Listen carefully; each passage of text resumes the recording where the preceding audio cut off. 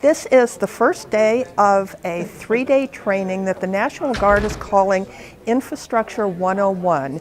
It's a collaboration between the Illinois National Guard, UIS, UIUC, and the city of Springfield in Sangamon County to assist our National Guard troops who will deploy to Afghanistan with advanced training on a broad range of issues from Afghan history, culture, the role of women, public health issues, addiction issues, economic issues. For our soldiers to understand those type of things and see that while they're in Afghanistan and be able to assist with those types of things is an incredible boost, both to the war effort and the education of our soldiers. So these are the types of things that University of Illinois Springfield's bringing to our soldiers. It creates like a connection to, create connections. We bring both together and work on things that needs to be done. The faculty, and also we have a graduate student who is a native of Afghanistan. My family is in the northeastern parts of Afghanistan.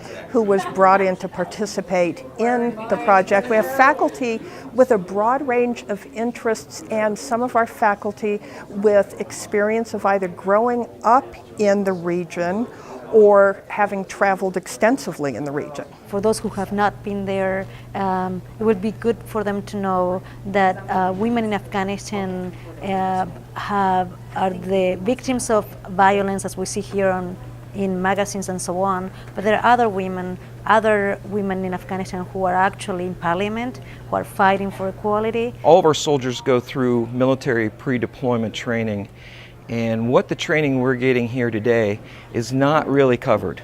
For instance, the ability to understand the plight of the women in Afghanistan and historically where they were actually 30 years ago is they were in a lot better stead 30 years ago than they are today. They are going to interact with people, and women are one of the the important part of Afghan society, and there are a lot of progress, and they need to know that. Here we provide the information that may not be able to get it from somewhere else. So it's accurate information that we provide, and I think it's good for both.